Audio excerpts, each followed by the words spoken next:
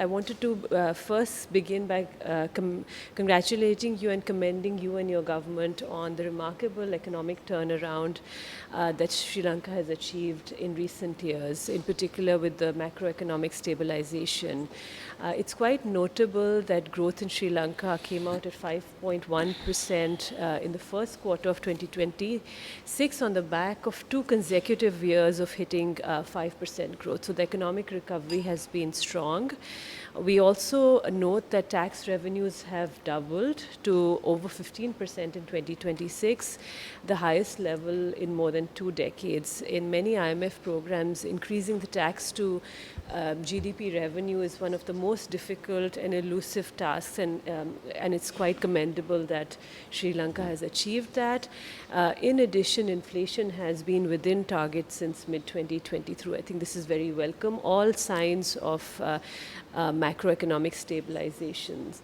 Our view is also that these achievements reflect your strong leadership and steadfast commitment to economic reforms. Coming to the present moment, the global economy is in a very challenging environment with the Middle East war and the uncertainty that has brought, following up on the very devastating cyclone that you faced.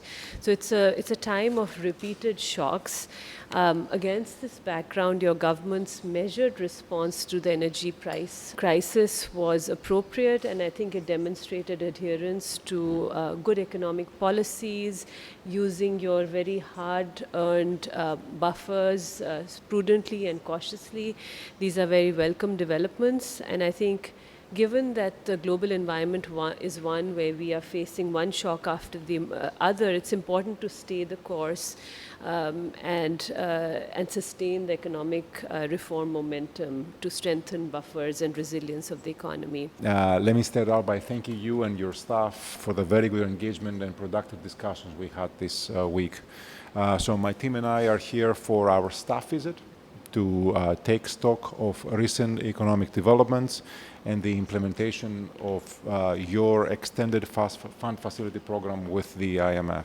After completing the combined 5th and 6th review of the EFF late last month, this program has 2 reviews left. We will come back in September for our 7th review, and we will also have the opportunity to do an Article 4 consultation at the same time. An Article 4 consultation, or the work behind the Article 4 consultation, will allow us to take a deeper look into the structural issues of the economy.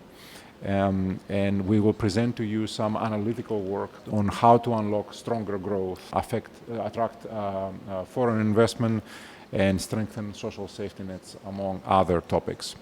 We will also provide recommendations for the review of the central bank inflation target framework, which we have started discussing with the governor. So the priorities for the month ahead are many, and I know we have discussed many of these already, Mr. President, but I want to highlight a few, which I think they're close and dear to your heart.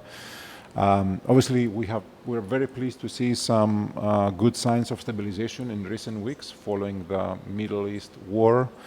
The decline in global commodity prices and easier financial conditions overall around the world have certainly helped. The external environment is being a little bit less difficult, if you will. The rupee now is less volatile. The central bank is rebuilding its reserves, and there are good indications that growth is continuing uninterrupted in the domestic economy.